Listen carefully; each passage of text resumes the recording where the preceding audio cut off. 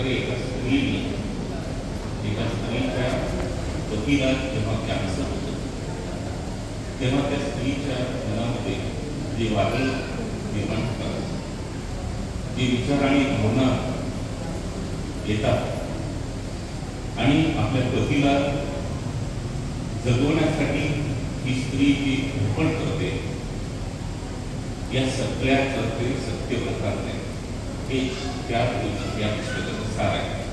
पण याच्यापेक्षा सुद्धा हे पुस्तक फार महत्वाचं आहे. असं म्हटलं जातं, चांगलं पुस्तक कोणतं असतं की जे पुस्तक अंतर्मुख करतं माणसाला. मी हे पुस्तक वाचत असताना किंवा वाचक कोणताही हे पुस्तक वाचत असताना निश्चितपणे अंतर्मुख होतो. चांगल्या पुस्तकाची हे मानदंड आहे. अंतर्मुख करणारं पुस्तक हे चांगलं पुस्तक असतं. श्रीताईचं हे पुस्तक वाचकांना अंतर्मुख करणार आहे, म्हणून ते चांगलं पुस्तक आहे. हे जे पुस्तक आहे ते अस्वस्थ करतं. खरं तर त्या ताईची जी धडपड आहे या पुस्तकाच्या पानापानावर उमटली, ती धडपड पाहिल्यानंतर असं वाटतं की ही सावित्री किती धडपड करते. त्या सावित्रीने सत्यवानला सावरलं, पण या सावित्रीने झुंज देऊन देखील रवीला सांभाळू शकते नाही. आणि म्हणून हृदयाचा भाव घेणारी, हृदयाला पीळ घालणारी, अंतर्मुख करणारी, अस्वस्थ करणारी अशा स्वरूपाची ही कथा आहे. ही करून कथा आहे. परंतु हे आत्मकथ नाही, हे वेगळ्या प्रकारचं आत्मकथन आहे. आत्मकथनाचं काम हे केवळ मनोरंजन करायचं नसतं. आत्मकथनाचं काम हे समाज प्रबोधन करायचं असतं, समाजाचं शिक्षण करायचं असतं. मला वाटतं हे पुस्तक हे मनोरंजनासाठी किंवा एका लेखिकेच्या दुःखाची कथा वाचण्यासाठी नाही, तर एक अंतर्बाह्य अशा स्वरूपाची मानसिकता बदलण्याची ताकद या पुस्तकात आहे. आणि म्हणून या पुस्तकातलं एक 2-3 मुद्दे सांगून एक 5 वेळ घेत आहे, 5 मिनिटात सांगणार आहे. या पुस्तकाचं हे का मिळते, लेखिका हे का मिळते? महात्मा गांधी जगातल्या 3 विद्वानांपैकी एक विद्वान, कार्ल मार्क्स, सिग्मंड फ्राइड आणि त्याच्यानंतर महात्मा गांधी, ही जी 3 माणसं जगात आहेत त्या 3 पैकी महात्मा गांधी येते. आणि त्यांनी तेव्हा स्वतःचं आत्मकथन लिहिलं. त्या आत्मकथनाचं नाव आहे, आठवा एक एक्सपेरिमेंट विथ ट्रूथ्स, सत्याचं प्रेम. खरं तर गांधी नीट जर वाचला तर आपल्याला नीट जगता येतं. साहित्याचं काम समाज आणि माणसं नीट समजून घेऊन नीट कसं जगावं याचं एक दिशा दिग्दर्शन करण्याचं काम असतं. साहित्य पुस्तकं फार महत्त्वाची असतात. पंडित जवाहरलाल नेहरू एकदा असं म्हणाले की ज्या देशात आणि ज्या राष्ट्रात कसदार साहित्य असतं ते समाज आणि ते राष्ट्र सुरक्षित असतं. बघा, जगातला मोठा नेता तो सांगतो, जर तुमच्या देशात आणि तुमच्या समाजात कसदार पुस्तकं नसतील, कसदार साहित्य नसेल तर तुमचा समाज आणि तुमचा देश हा सुरक्षित नसतो. एकदा आपल्या देशाचे एक मंत्री ग्रीक राष्ट्रामध्ये भेटायला गेले. वय वर्ष 80चा एक तिथला नागरिक, ग्रीक राष्ट्रातला ओटोके नावाचे मिनिस्टर होते. आणि ते काहीतरी पाहत होते, तिथं बसला होता म्हातारा. त्यांनी विचारलं, you are from which country, तुम्ही कोणत्या देशातून आलात? तो म्हणाला, फ्रॉम इंडिया. तर तो म्हातारा, 80 वर्षाचा म्हातारा, ग्रीक राष्ट्रातला म्हातारा म्हणाला, हो, you have come from the Buddha आणि गांधीज कंट्री. तुम्ही बुद्धाच्या देशातून आलात, तुम्ही गांधीच्या देशातून आलात. देश, समाज, राष्ट्र जे ओळखलं जातं ते सत्तेमुळं नाही, संपत्तीमुळं नाही, तर ह्या साहित्यामुळं ओळखलं जातं. साहित्य एका अर्थानं माणसाला एक वैचारिक मानसिक आधार आणि बळ देतं. हे जे पुस्तकाचं सामर्थ्य असेल ह्याच्यात काही बसलं त्यांची धडपड मला असं लक्षात येईल या पुस्तकाच्या पानापानावरती आहे. परंतु ही मी जे त्याचा उल्लेख करत होतो त्या का घेत आहे तर त्यांनी सांगितलं मी दुःखाचा घोट पिऊन हे पुस्तक लिहिलं. मला वाटतं हे जे वाक्य अतिशय हृदय गेलावून हा माझा विद्यार्थी आहे याचं खूप मला वाईट वाटतं. दुसरं एक वाक्य लिहिलं त्या बाई तिनं असं लिहिलं की हे मी पुस्तक लिहिताना कसं लिहिलं तर केसाचा उचडा बांधावा तसं मी मन नातल्या सगळ्या भावना अशा बांधून पुस्तक लिहिलं. पण पुढे त्या म्हणतात ते फार मोलाचं आहे. मला वाटतं ते फारच महत्वाचा संदेश आहे. मी हे कसं लिहिलं तर त्या म्हणतात मी स्थितप्रज्ञ वृत्तीनं लिहिलं. स्थितप्रज्ञ ही जी संकल्पना आहे भगवद्गीतेतील संकल्पना आहे की जीवनामध्ये जेव्हा सुख असतं आणि दुःख असतं तेव्हा संतुलन न ठेवू देता सुख आणि दुःख हे समान मानून जगणं हे स्थितप्रज्ञ वृत्तीचं लक्षण असतं, मानदंड असतं. ताई अतिशय स्थितप्रज्ञ वृत्तीनं ते लिहिलं आणि म्हणून महात्मा गांधीला जेव्हा विचारलं व्हाय यू राईट, तुम्ही कशासाठी लिहिताय सगळं, तर त्यांनी सांगितलं मला भावत नाही. मानवाचं हे जे मानवी जीवन आहे त्याचं सगळं जे अधपतन चालू आहे ते सगळं अधपतन मला भावत नाही म्हणून मी लिहिते. कथा, कविता, कादंबरी, नाटक, ललित लेख, वैचारिक लेख हे सगळे भारतातले जगातले जे विचारवंत साहित्यिक कलावंत आहेत त्यांनी कशासाठी लिहायचं. मानवी जीवनाचं होणारं अधपतन त्यांना पाहत नाही म्हणून ते लिहितात. ते फार शक्ती आहे, तो फार मोठा आधार आहे मानवाचा साहित्य कला आणि त्याच्यासाठी ते लिहितात. त्या ताईने असं सांगितलं या पुस्तकात मी हे जे लिहिलं माझे दुःख वैयक्तिक दुःख आहे परंतु कॅन्सरमधून उद्भवलेलं उद्ध्वस्त होणार ते कुटुंब आणि त्या कुटुंबाला त्या वेदना व्यथा आणि दुःखाने वेगळं असतं ते वैश्विक दुःख आहे. ही जी भूमिका आहे मला जाग करायचं आहे. माझ्या समाजाला माझ्या समाजातल्या माणसांना जाग करायचं आहे. हा निर्वेसनी माणूस त्यांनी सांगितलं हा निरोगी शैलीचा पराभव आहे. ते एक वाक्य आहे त्या पुस्तकात की रवीचा मृत्यू म्हणजे निरोगी जीवनशैलीचा पराभव आहे. काय महत्वाचं वाक्य आहे. आणि त्यांनी सुपारीचं खाण कधी खाल्लं नाही त्या रवीने तरी पण त्याला कॅन्सर झाला आणि त्या ताई असं घेतात की हा निरोगी कसं जगावं याचा आदर्श म्हणजे रवी होता आणि त्याच्या त्या जीवनशैलीचा तो पराभव झालेला आहे. आणि म्हणून जसं हरलेली लढाईचा ही तरुण कथा आहे तसं या हे पुस्तक म्हणजे एका आदर्श कुटुंबाच्या शोकांतिकेची गोष्ट आहे. ती शोकांतिक आहे. एक आदर्श कुटुंब आहे पण त्याची ट्रॅजेडी झाली. एक अतिशय मी सांगेन पुढे होते एक गुण होते एक आदर्श कुटुंब उद्ध्वस्त झालं एका क्षणात. त्यांनी एक वाक्य लिहिले त्याच्यात वादळाने या संकटाच्या वादळाने माझ्या जीवनात प्रवेश केला आणि रवीला वादळामध्ये पाला जसा उडून जातो तसं त्याला घेऊन गेलं. की अतिशय पण कणखर म्हणायची पाहिजे याच्यात ते दिसतं. स्वतःचं दुःख पचवून इतराच्या दुःखासाठी आपण काहीतरी संदेश द्यावा ती जी काही एक विशालता लागते मनाची ती जो कणखरपणा लागतो तो लेखिकेच्या ते पुस्तक अतिशय मला वाटत नाही ही निरीक्षी पाहिजे. शाहू कॉलेजमध्ये 15 नंबर होता 12वी मध्ये. लेखिकेची अंडरस्टँडिंग फार चांगली आहे. लेखिकेची थिंकिंग कॅपॅसिटी फार चांगली आहे आणि लेखिकेची एक्सप्रेशन कॅपॅसिटी सुद्धा खूप सुंदर आहे. म्हणजे एक अतिशय समर्थ लेखक जसं लिहितो त्या ताकदीनं या स्त्रीनं आपलं दुःख सुद्धा सुंदर पद्धतीनं मांडलं.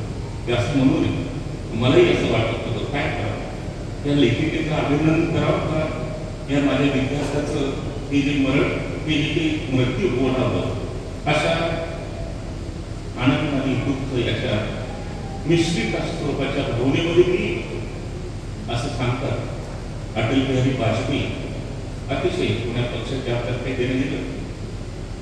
एक सुसंस्कृत राजकारणी देशातला प्रतिभा संपन्न लेखक कवी आणि या देशाचा एक आदर्श नेहरूच्या नंतर अटलजीच या देशाच्या आदर्श पंतप्रधान. लता मंगेशकरनी त्यांना एकदा बोलवलं पुण्याला त्यांच्या वडिलांच्या नावाने एक मोठं हॉस्पिटल काढलं आणि त्या उद्घाटनाला बोलवलं होतं. आणि उद्घाटनाला बोलून आले पंतप्रधान. लता मंगेशकर म्हणजे काय, या देशाची कोकिळा, जागतिक अशा स्वरूपाची ख्याती, आपल्या देशाच्या सगळ्यांचं प्रेम त्यांच्यावर. अटलजी भाषणाला उभं केले उद्घाटनाच्या आणि ते म्हणाले लता दिदीकडे बघत, लता आता मला अशी अवस्था झाली, तुझ्या हॉस्पिटलची भरभराट हो असा आशीर्वाद दिला तर माझ्या खूप रुग्ण येतील आणि मला फार वाईट वाटेल. आणि जर तुला आशीर्वाद नाही दिला तर मला वाईट वाटेल की एवढं करून मी बोलवलं पंतप्रधानाला शुभेच्छा दिली. अशा मिश्र भावनेत आहे. एकीकडे ताईचं अभिनंदन करावं वाटतं, पण त्याचबरोबर त्या ताईंनी एक दुःखाची गोष्ट सांगितली की मात्र हृदयाला चिरणारे खूप वाक्य असे अतिशय हृदयस्पर्शी तर आहेच. त्याच्यातली भाषा तर प्रश्नच नाही. आशय आणि शैली या दोन्ही अंगाने एक उत्कृष्ट पुस्तक आहे आणि ते वाचलं पाहिजे. आणि म्हणून त्या ताईचं या पुस्तकामध्ये 3 व्यक्तिरेखा आहेत, फार महत्वाच्या व्यक्तिरेखा. मी असं सांगत होतो ही ताई का लिहिते तर गांधीजींची मी तुलना याच्यासाठी करतो. कुणीतरी त्याच म्हणाल्या, श्री असं म्हणाल्या, मी माझ्या पतीच्या दुःखाची कथा सांगतोय. माझा पती काही फुले, शाहू, आंबेडकर, रानडे, आगरकर हा मोठा माणूस नाही, हा एक साधा शिक्षक. माझ्या ग्रामीण भागातला ग्रामीण महाविद्यालयातला माझा विद्यार्थी. मला तर काही माहीत नव्हतं. फोटो बघितल्यावर माझ्या लक्षात आलं. हे वाचताना मला वाईट वाटलं आणि माझी प्राचार्य, माझे मित्र बदने यांनी परीक्षा देताना त्यांच्या डोळ्यात पाणी आले. हे कोणीही शिक्षकाला होतं की आपल्या विद्यार्थ्यांची अशी शोकांतिका पाहत नाही आणि हे खरं आहे. तर ह्या बाईने कसं सहन केलं असेल. तर गांधी असं म्हणाले की मला सत्य सांगायचं म्हणून मी लिहितो, मला आवडत नाही म्हणून लिहितो. तसंच या बाईने सुद्धा ही प्रेरणा, ही लहान माणसं सुद्धा जेव्हा मूल्य जगतात ती मोठी जगतात. रवी लहान असेल, मी सांगणार आहे पुढं, रवी लहान आहे, एक साधा शिक्षक आहे राजूऱ्याच्या शाळेतला. त्या काय माझ्या एका गरुडकर फॅमिली, माझी फार जवळची फॅमिली आहे, त्याच्या संस्थेतली जो शिक्षक आहे ते लोकही लहान माणसे पण जगले मात्र महान मूल्य. आणि त्याच्यामुळं माणूस लहान की मोठा महत्व नाही, तो कोणते विचार घेऊन जगतो, कोणती मूल्य घेऊन जगतो याच्यावर त्या माणसाचं मोठेपण असतं. सामान्य माणूस देखील मूल्य घेऊन जगतो. तुम्हाला सांगतो, इतकी खेड्यातली माणसं हे जीव आहे माझं याचं ही एवढी प्रामाणिक असतात की तुम्ही विचारच करू शकत नाही. मला असं वाटतं हे जे कॉन्व्हर्सेशनचं व्हॅल्यू आहे ते किती महत्वाचं आहे. आणि म्हणून ताईने जे सांगितलं ते तितकंसं करणे एका मूल्य जगणाऱ्या माणसाची ही करून कथा पण सुंदर कथा आहे. आणि म्हणून मला असं वाटतं की याच्यातलं अजून एक मुद्दा हे पुस्तक का चांगलं आहे? चांगलं पुस्तक अजून एक लक्षण आहे, आणि ते लक्षण असं आहे, ज्या पुस्तकामध्ये जगण्यासाठी बळ मिळतं, वैचारिक आधार मिळतो, वैचारिक दिशा मिळते, ते पुस्तक चांगलं असतं. मला वाटतं जेव्हा जेव्हा स्त्रीच्या जीवनात असं संकटाचं वादळ येईल, तेव्हा त्या वादळाला सामोरं जाण्यासाठी हे पुस्तक एक मानसिक वैचारिक बळ आणि आधार देणार आहे. आयुष्यामध्ये जेव्हा जेव्हा निराशा येते, वैफल्य येतं, अपयश येतं, त्यावेळेस काय करणार तुम्ही? त्यावेळेस फक्त आणि फक्त तुम्हाला पुस्तक आधार देतात. या पुस्तकाचं, या साहित्याचं महत्व आपल्याला लक्षात येत नाही. अस्सल साहित्य हे माणसाला मानसिक बळ आणि वैचारिक आधार देत असतं. ते सांगतो या पुस्तकात तुम्हाला मानसिक आधार देतं. या पुस्तकामध्ये दीपस्तंभ नावाचं एक प्रकरण आहे. मी माझे मित्र बालाजी लिंगणवाडीकर, माझे मित्र चौधरी आहे, मी सांगणार आहे या मित्राचं महत्व या बाईने मी कसं तिची प्रतिभा चांगली आहे. त्या अतिशय उत्कृष्ट कविता, 3-4 कविता मी वाचल्या, अतिशय उच्च दर्जाच्या कविता येते.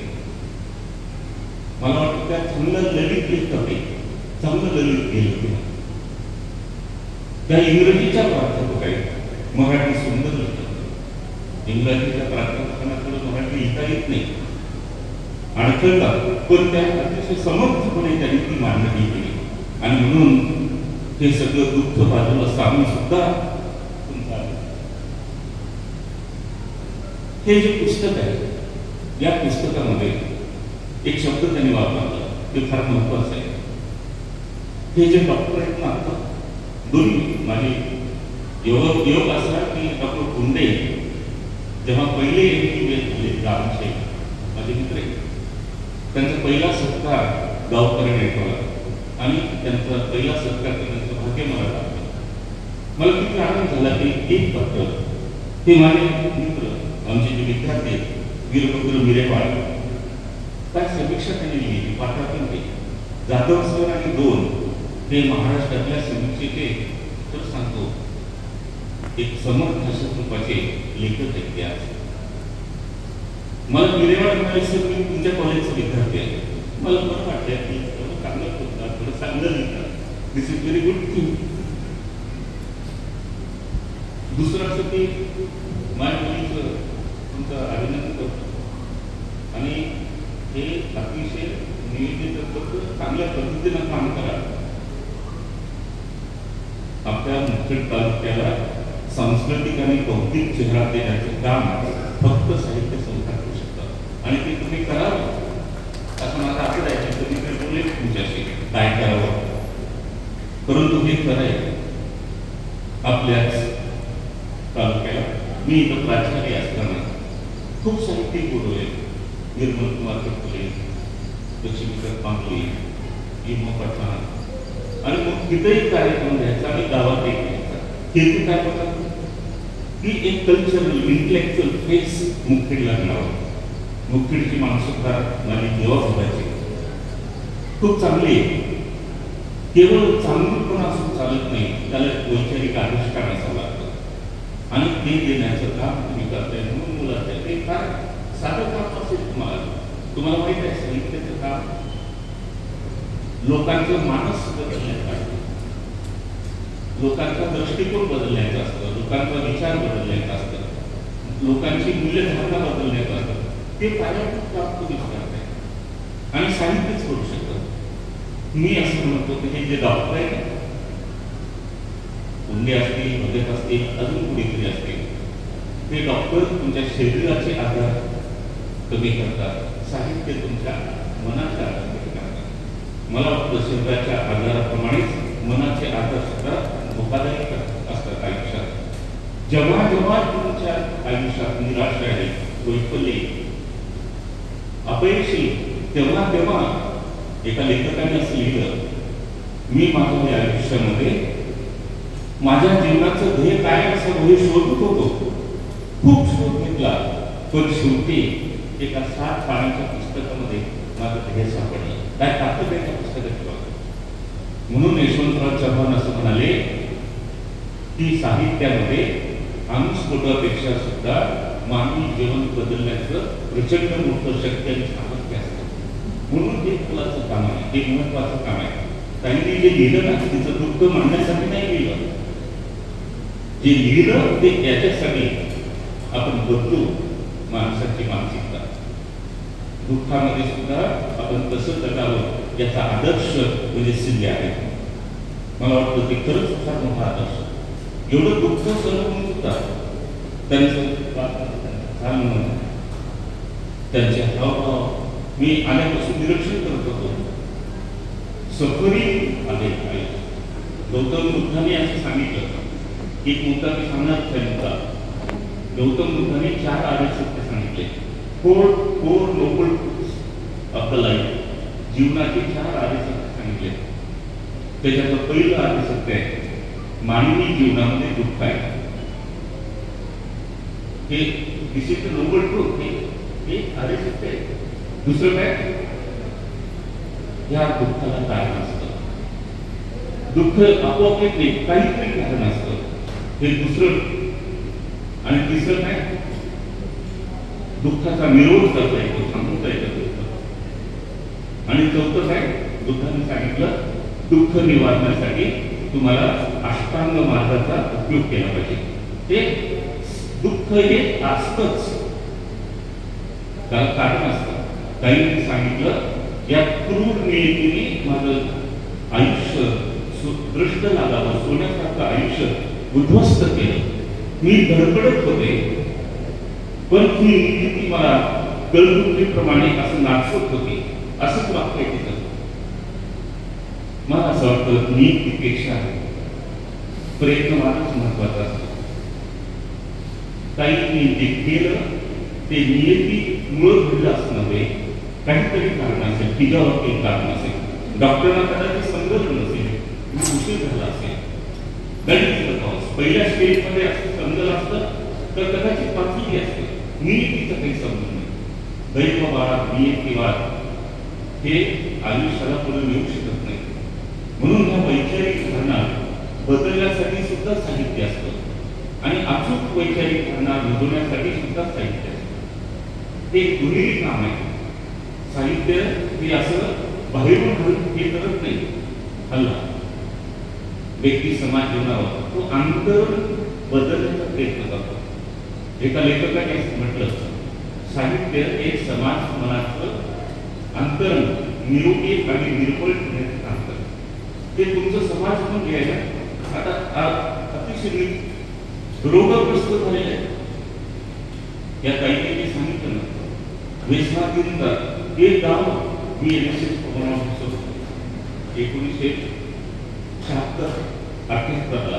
एक शिबिर घेतलं एका गावात आणि पाहिलं अतिशय आदर्श वाटलं. आणि आता जर तुम्ही पाहिलं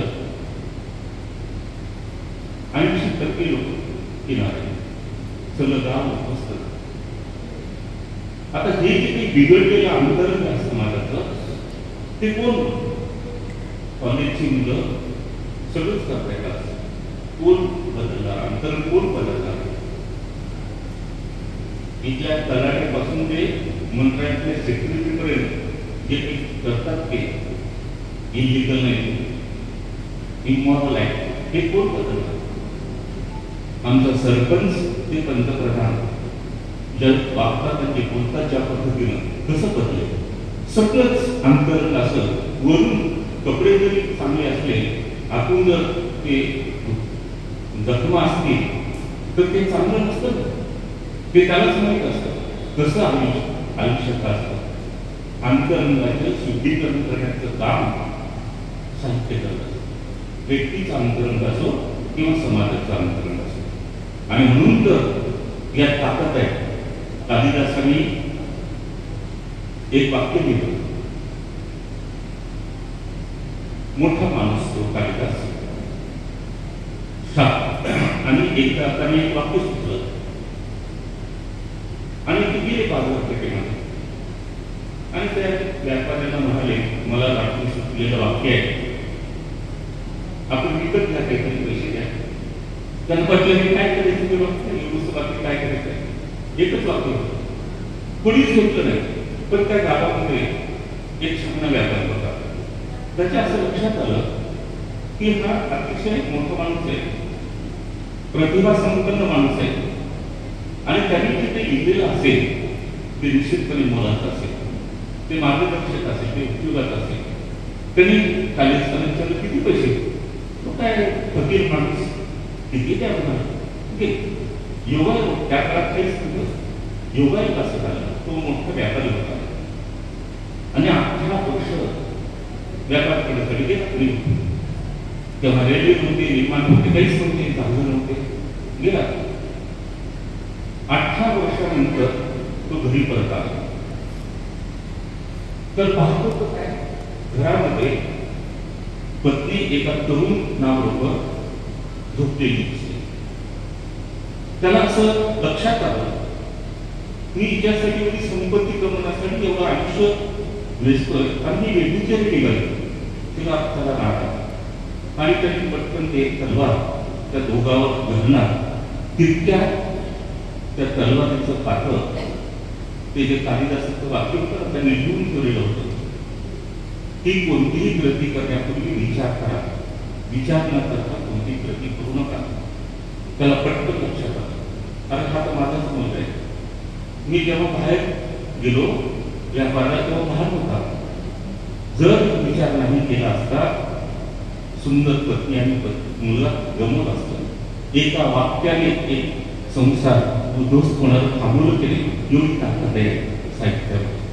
म्हणून साहित्य वाचलं पाहिजे, ते समजून घेतलं पाहिजे, ते जपलं पाहिजे. त्याचा निश्चितपणे आपलं जीवन उन्नत प्रगत करण्यासाठी, ते मॉडल करण्यासाठी आपल्याला त्याची मदत होऊ शकते. आणि म्हणून मी जे सांगत होतो ह्याच्यातल्या त्या पुस्तकातल्या 3 नायक फार महत्वाचे, आणि त्याच्यातलं एक संदेश मला वाटतं 2 ते 3 मिनिटांमध्ये एक मुद्दा सांगून मी थांबणार आहे. फार वेळ झालं, मलाही पुढं बाहेर जायचं आहे. एक मुद्दा असा आहे की हे पुस्तक मी जे आपलं वाक्य सांगितलं, डॉक्टर शरीराचा रोग कमी करतात पण साहित्यिक मनाचा रोग कमी करतात. तर हे मनाचा रोग कसा कमी केला? आपल्याला आनंद लागतो, पोषक आणि कसदार जर अन्न असेल तर आपलं शरीर सुदृढ राहतं, तसंच मानवाला मार्गदर्शक विचाराची गरज असते. दुर्दैवानं आपलं या विचारात मार्गदर्शक विचार समजून घ्यावे याच्याकडे दुर्लक्ष होते. फिलॉसॉफीच्या बद्दल सांगणारे बोल माझे मित्र लातूरून इंग्रजीचे बघा काय घसवाडीकर माझे मित्र आहे, पण मला हे पुस्तक वाचल्यावर समजलं की रवीचे सुद्धा मित्र आहे. आणि आपल्या एका मित्रासाठी एक मोठा महाराष्ट्रातला चळवळीतला हा विचारवंतारी कार्यकर्ता आहे. हे जगलं आहे, आपल्या मित्रासाठी आपण गेलं पाहिजे. तर या पुस्तकामध्ये बायोलॉजी म्हणजे शरीरशास्त्र जसं सांगितलं तसं या पुस्तकामध्ये त्यांनी सांगितलेला शब्द आहे ते जीवनशास्त्र सांगितलेलं आहे. जीवनशास्त्र म्हणजे सायन्स ऑफ लाईफ, म्हणजे माझ्याकडचे फिलॉसॉफी ऑफ लाईफ, जीवनाचं तत्वज्ञान सांगितलं या पुस्तकात. माझंही मत तेच आहे. मी फिलॉसॉफीचा आहे, खूप बोलेल, 4-5 तास बोलेल फिलॉसॉफी ऑफ लाईफ. पण मी अतिशय सूत्रबद्ध पद्धतीनं जीवनाचं तत्वज्ञान काय असतं ते त्यांनी मांडलेलं आहे. त्यांनी सांगितलं जीवनातलं पहिलं तत्व, जीवनातील संकटांना संयमाने तोंड दिलं पाहिजे. व्हेरी इम्पॉर्टंट तत्व आहे, विचार आहे. किती मोठं संकट येऊ द्या, किती जरी मोठं संकट आलं तरी त्या संकटाला घाबरायचं नसतं, संयमाने तोंड द्यायचं असतं. संकट येतातच, त्याला घाबरून नाही दिलं, त्याला असं फेस करायला पाहिजे आणि त्याला तोंड केला, त्याचे 2 हात केला की ते पळून जातात. इंदिरा गांधीला एका महाराष्ट्रातल्या पत्रकारांनी विचारलं, madam can you tell me the best, म्हणजे ते त्यांचं काही मला वाटतं मी इसवी सन विसरलो. त्यांनी प्रश्न असा विचारला होता की तुमच्या आयुष्यातला सर्वात आनंदाचा क्षण कोणता आहे तुम्ही सांगू शकाल का? मला असं वाटलं की ते काही असं सांगू शकेल, मी पंतप्रधान झाले, राष्ट्रपतीने मला शपथ दिली, नाही सांगितलं इंदिरा गांधींनी. भारतातल्या सगळ्या स्त्रियांनी लक्षात ठेवण्यासारखी गोष्ट आहे. इंदिरा गांधी असं म्हणाल्या, माझ्या आयुष्यामध्ये मोठ्यातले मोठे संकट जेव्हा येतात आणि त्यावर ती जेव्हा मात करते तेव्हा मला आनंद मिळतो. बघा काय काय खातात आहे. हे तत्वज्ञान आहे. आलेला संकटाला संयमानं करून दिलं. दुसरं सांगितलं, फार महत्वाचं वाक्य आहे तत्व. हे तत्वज्ञान तत्व जीवन कसं जगावं हे सांगणारे जे विचार असतात, मूल्य असतात, तत्व असतात, त्यालाच तत्वज्ञान म्हणतात. तर त्यांनी दुसरं एक वाक्य सांगितलं, सुख आणि अपयश पचवून जीवनामध्ये आशावादी राहिले पाहिजे. बघ की सुख जर मिळालं किंवा दुःख जरी मिळालं, अपयश आलं, निराश झाले, वैफल्य आलं, तरी आशावादी दृष्टिकोन ठेवून जीवन जगलं पाहिजे. तिसरं तत्व सांगितलं तत्वज्ञान, जीवनामध्ये सकारात्मक दृष्टिकोन हवा. निगेटिव्ह, मला असं वाटतं आपण निगेटिव्ह फार विचार करतो, पॉझिटिव्ह विचार करतो. It is possible. जसं नेपोलियन म्हणाला, इम्पॉसिबल, अशक्य हा शब्द माझ्या शब्दकोशात नाही. कोणतेही काम लहान असो मोठं असो, पण एक पॉझिटिव्ह पर्स्पेक्टिव्ह कोणतीही घटना असो. त्यांनी सांगितलं त्या खूप चांगलं मार्मिक स्वरूपाचं भाष्य ताई करतात. त्या रवीच्या स्मृतीबद्दल, मेमरी ऑफ रवी, म्हणजे स्त्रीला असं वाटतं की ही जी रवीची मेमरी आहे तो माझ्यात नाही. मी म्हणायचे की माझी डॉक्टर कुंडेली यांच्या पुस्तकात होतात. माझा आवाज होत आहे. डॉक्टर कुंडेली असं सांगितलं की एवढा आदर्श पती आणि एवढी आदर्श पत्नी हे आणि ते त्याच्या जगण्यातून सिद्ध झालेलं आहे. बघा, श्री असे सांगताय, माझा श्री रवी भारतात किंवा कुठेही जाऊया मला सोबत घेतल्याशिवाय प्रवास केला नाही. आणि परत एक वाक्य लिहितात त्या म्हणतात, पण आता रवी थोड्या दूरच्या प्रवासाला गेलाय की तुम्ही परत येणारच नाही. अशा स्वरूपानं की त्यांनी जे सांगितलं की त्यांचं वाक्य फार लालचपूर्ण आहे. त्या साहित्याचा विचार त्यांनी केलं, परंतु तुम्ही साहित्याची मंडळी फार चांगली असतात, चांगलं भाषा शब्द वापरतो. त्यांनी असं केलं, श्रेणी वेदनेच्या उन्हात, ते जे ऊन असतं 12 वाजता उन्हाळ्यामध्ये जेव्हा रक्त ऊन असतं, 1-2ला सूर्य असतो, तसं त्यांच्या जीवनामध्ये वेदनेचा उन्हाळा आहे. वेदनेच्या उन्हात चालताना रवी तू माझ्यासाठी काय होतोस? वेदनेच्या उन्हामध्ये चालताना रवी माझ्यासाठी सावलीचं झाड होतं. बघा, रवीचं माझ्यावरचं प्रेम एवढं होतं की रवी माझं उन्हामध्ये जर एखादं झाड दिसलं, छत्री दिसली तर कसं वाटतं? आनंद वाटतो. तसं श्री म्हणतात की या वेदनेचं, या दुःखाच्या उन्हातून मी चालताना मला रवीची स्मृती ही झाडाची सावली देते. काय महत्वाचं वाक्य आहे. पुढे ते सांगतात, काळोखाने घेरलेल्या आयुष्याला, काळोख्यानं माझं हे आयुष्य आता काळोख्यानं घेतलेलं आहे. अंधार आहे माझं आयुष्य, अंधारात चाचपडतो माणूस, हेच लागतं, दिसत नाही कोणती दिशा. अशा अवस्थेमध्ये काय करायचं? तर त्या म्हणतात, रवीची स्मृती म्हणजे रवी मला घेरलेल्या आयुष्याला मशाल लावून वाट दाखवते. त्यांचे संस्कार, त्यांचे विचार, त्यांचं प्रेम अजूनही पुढं काय करतं? वैफल्य आणि निराशाच्या अवस्थेत मला जेव्हा मी वैफल्य येतं, मला जेव्हा निराशा येते, तेव्हा रवीची स्मृती मला सकारात्मक पॉझिटिव्हिटी शिकवते. शेवटी त्या म्हणतात, माझं मन व्याकुळ झालं माझं मन व्याकुळ झालं, मी निराश झाले, तर रवीची स्मृती मला माझ्या कर्तव्याची जाणीव करून देतात. बघ काय महत्वाचं वाक्य की आयुष्यामध्ये कर्तव्याला फार महत्वाचं स्थान आहे. गांधीचं एक वाक्य आहे, don't ask for the right, ask for the duty. जर्मनचा एक तत्ववेत्ता आहे कांट म्हणून, त्यांनी सांगितलं आयुष्यात चांगला माणूस कोण, नीतिमान माणूस कोण, सद्गुणी माणूस कोण, तो की जो ड्युटी फॉर द ड्युटीसाठी काम करतो जगतो. आणि म्हणून मला असं वाटतं की ताईने हे जे रवीच्या रूपाने जे तत्व सांगितले ते फार महत्वाचे. अजून एक फिलॉसॉफी, मित्र कसे असावे, मित्राचं रोल काय असतं याचं तत्व फार सुंदर पद्धतीनं फार मोजक्या शब्दात पण अक्षय गर्भ अशा स्वरूपाचं त्याच्यामध्ये त्यांनी मांडलेलं आहे. ते असे सांगतात, ते असं लिखतात. त्या दीपस्तंभामध्ये मी माझ्या लिंगणवाडनं विचार करतो, कोण आहे ते कुडगिरे कौटिकवार, तर त्याच लिहितात माझ्या आणि अथर्वच्या नंतर त्या कौटिकवारावर माझ्या त्यांचंच प्रेम होतं. म्हणजे आयुष्यामध्ये तिघावरच प्रेम केलं त्यांनी जास्त. आणि भूक हा माणूस कसा आहे ते सांगणार.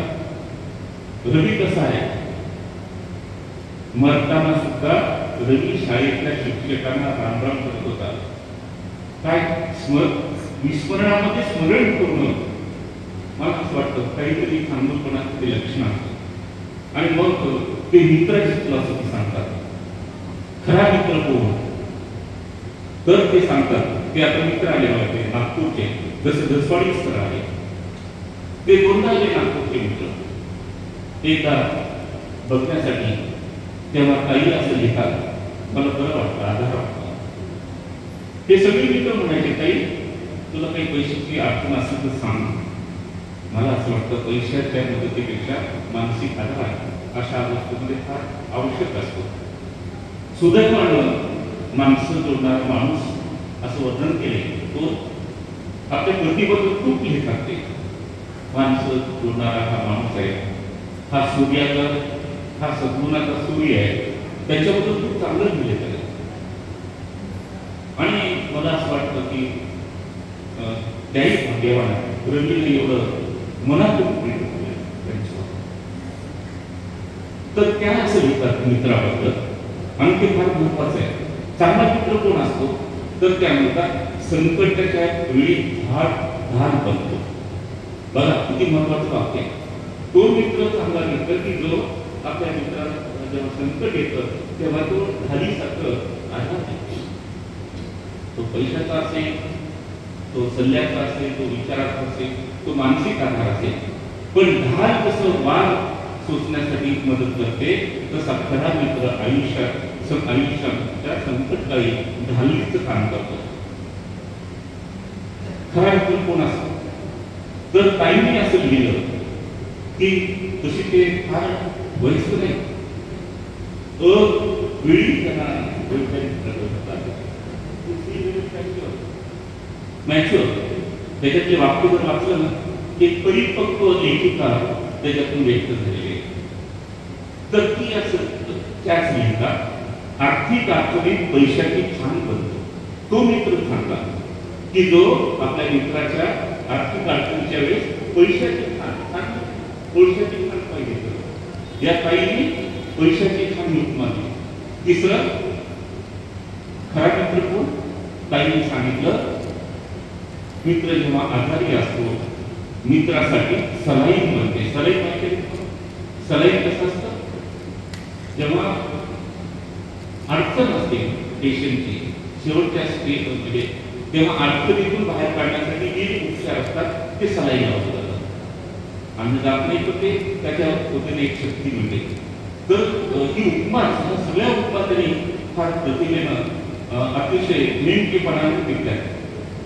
आणि मग शेवटचं वाक्य घेतलं, स्त्री शेवटचं वाक्य घेतात, मित्राच्या या सुंदर जगातून ईश्वराने तुला डिलीट केले. आता ती भाषा माहिती आहे मला, डिलीट केली. या मित्राच्या भूमिक्यातून या जगातून तुला डिलीट केलं असं जे फिलॉसॉफी, तर मी फिलॉसॉफीचा असल्यामुळे निश्चितपणे मी केला आणि काही ते नेमकेपणानं सांगितलं. त्या ज्या 3 व्यक्तिरेखा त्याच्यातल्या नायक आहेत ते दोघंच नायक, श्री आणि रवी हे दोन नायक आहेत आणि दोन्ही नायक अतिशय आदर्श आहेत. हे दोन्ही नायक अतिशय कर्तव्य दक्ष आहेत. रवीबद्दल रवीची व्यक्तिरेखा चित्रित करताना टिपताना मला वाटतं त्यांची भाषा अतिशय प्रभावी बनते आणि सगळे गुण चिटकते असं नाही, ते ओघात त्या मांडणीच्या ते सगळे येऊन जातं. ते असं सांगतात माझा रवी हा संयमी माणूस आहे. मी ते जे गुण सांगतो ते चांगल्या माणसाचे गुण आहे. आपल्याला ते आले पाहिजे. चांगला माणूस पाऊस पडावा तसं आकाशातून पडत नाही, चांगला माणूस जबाबा सत्पुरी माणूस जबाबा. साहित्य, शिक्षण, धर्म धर्माने तर वाटतं ते बाजार, परंतु एक अशी आहे साहित्यातून आणि शिक्षणातून की माणसं चांगली माणसं, तर ते चांगली माणसं होणं म्हणजे मूल्यनिष्ठ माणसं, सत्पुरी माणसं मिळतात. आणि हे मूल्य जे जगले कोण बदली ते मला असं वाटतं तरुण पिढीला सगळ्यात आपल्यासाठी सुद्धा उपयोगाचे आहे. ते असं लिहितात रवी हा संयमी माणूस आहे, संयम हे गुण आहे. रवी हा कर्तव्यनिष्ठ माणूस आहे. रवी हा प्रामाणिक माणूस आहे. रवी हा निर्मळ माणूस आहे. रवी हा संबंधच माणूस आहे. रवी हा सामाजिक भान असलेला माणूस आहे. रवी हा सात्विक वृत्तीचा माणूस आहे. रवी हा माणसं जोडणारा भला माणूस आहे. आणि रवी हा जो आहे त्यांनी शब्द वापरला, रवी हा देव माणूस आहे. पण आपली शक्ती जरूर करत असेल, पण तो एक आहे हे अतिशय सद्गुणी स्वतःचे व्यक्तिमत्व आहे. स्त्रीचं व्यक्तिमत्व श्री नायिका, ही नायिका थोडी ठीक आहे पण हातोली होते समुद्र आणि प्रयत्नाचे बरा कष्ट करणं म्हणजे योगायोग असं. पण असं म्हणतो माणसं बिघडले असं नाही. अवघड खूप चांगली माणसं आहे. आपल्याला चांगली प्रगती पाहिजे माणसाचे. तुमचा चष्मा जसा असेल ना रंग तसं माणसं खूप चांगली माणसं आहे असं माझंही मत आहे. त्या काहींनी या पुस्तकामध्ये दीपस्तंभामध्ये जे सगळं त्यांचे सासरे, त्यांचे वडील, त्यांची भावंड, त्यांच्या सगळ्या नातलं, त्यांची भावजाई कोरोनामध्ये कधीही म्हटली नाही आपल्या पतीला की मुंबईला त्या कॅन्सरच्या ट्रीटमध्ये काय भावजाई अशा स्त्रिया आहेत की नाही असं होतं. ही सगळी माणसं मला असं वाटतं की एक आदर्श अशा स्वरूपाचं जगणारी ही माणसं येतात. आणि म्हणून एक हिंमत कशी असते, प्रयत्न कसे असतात. स्त्री म्हणजे हिंमत आणि प्रयत्नाची प्रतीक. शी इज द सिम्बॉल. ही लहान आहे, ती मला असं वाटतं की फारच एक शिक्षित एक प्राध्यापक आहे. आता मी प्राचार्य होतो, मला माहिती आहे प्राध्यापक काय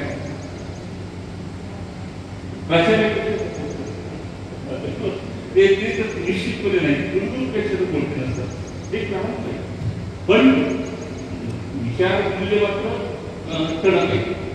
त्यांनी सांगितलं सक्सेसफुल. आता थांबतो, ताईंनी जे सांगितलं ते पती पत्नीचं जीवन आदर्शाने यशस्वी होण्यासाठी पत्नीनं कसं वागावं आणि पतीनं कसं वागावं याचं जे भाष्य केलेलं आहे ते फार महत्त्वाचं आहे. खरं तर कुठेतरी बोलताना असं म्हणाले त्या बाईचं म्हणणं असं आहे की रवी 23 वर्षाच्या माझ्या सहजीवनामध्ये कधीच थांबला नाही.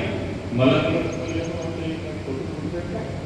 असं कुठं असतं का की पती भांडे एकत्र आल्यावर आदर्श होणार, पण काय आदर्श आहे? हे आदर्श आहे की 23 वर्ष म्हणजे काही तर शिकायला पाहिजे आपण, म्हणजे तुम्ही नाही आम्ही शिकलं पाहिजे, दोघांनी शिकलो. 23 वर्ष न भांडता काहीतरी होतं, पण ते अतिशय निर्मळपणाने म्हणतात की माझा रवी मला 23 वर्ष कधीच भांडणार नाही. आणि मग त्यांनी आमचं जीवन यशस्वी वैवाहिक जीवन यशस्वी झालं त्याची कारण सांगतात.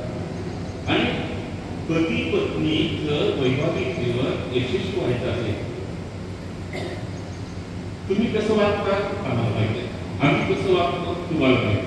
त्याच्यामुळं पण हे मी कसं वागेल तुम्हाला सांगणार आहे. आपलं पुढं बाजूला जर त्यात काही असेल का एकमेकाचा आदर केला, हे आदर केलं पाहिजे. नाही तर आम्ही खेडेगावात पाटला देशमुख पाटील तुला काय करतो म्हणजे सरळ म्हणणार तू काही मध्ये ढवळाढवळ करायचं नाही. तुमचं सगळं चालतं ते किचन मध्ये, इकडं काही ड्रॉइंग रूम मध्ये काही आणलं नाही, असं नाही केलं पाहिजे. ते म्हणतात की आम्ही एकमेकाचा आदर केला, एकमेकाला भरभरून प्रेम केलं, आणि त्यांनी प्रेम केलं आणि मी प्रेम केलं. आमच्या जगण्यात वैवाहिक जीवनात कुठंच उन्हा नव्हतं. एक चांगला पती, एक चांगला परस्पर निर्णय सुद्धा, कोणताही निर्णय रवी किंवा स्त्री परस्पर घेत नव्हते, दोघं मिळून घेत होते. काय आपले बरेच भांडण करत होते. असं जर वाटलं ना आपले बरेच भांडणं कमी होते. परस्परांना आदर करणं, निर्णय घेणं, आर्थिक व्यवहार सुद्धा एक पैशाचा सुद्धा परस्परांना विचारल्याशिवाय करत नव्हते. हे चांगली गोष्ट आहे ना. आणि शेवटी त्या म्हणतात की माझा आदर्श पती होता, आणि खरे आणि मी म्हणायची तुम्ही सुद्धा आदर्श पत्नी आहात. एका आदर्श पत्नीचं आणि एका आदर्श पतीचं ही जीवनाची सुखांती करते. तिसरं आदर हा जो त्यांचा मुलगा आहे त्या अभिमानाने म्हणत आहे की मला सद्गुणी पती आणि समृद्ध मुलगा मिळाला, हे माझं भाग्य आहे. आणि तर हा अथर्व आता जे मी बघितलं धपडतात होता, त्याला पाहिल्यावर असं लक्षात आलं, हा त्यांनी वर्णन केलं माझा अथर्व हा गुणी मुलगा आहे, समजदार आहे. आणि त्याचं एक वाक्य त्यांनी दिलं, ताईने असं लिहिलं की माझा मुलगा मला ऐकला असं म्हणाला, आई मी आकर्षक मत होतो, आणि ते 12 वर्षाचं महत्वाचा विचार मला वेळ देता आला नाही. मला असं वाटतं एवढ्या कमी वयात करता येणं हे संस्काराचा परिपाक असो. अशा पद्धतीनं याच्यातल्या सगळ्या व्यक्तिरेखा अतिशय समर्थ पद्धतीनं मॅडमने चित्रित केल्या. तुमच्या आणि माझ्या वतीनं पुन्हा एकदा त्यांचं अभिनंदन करून थांबतो.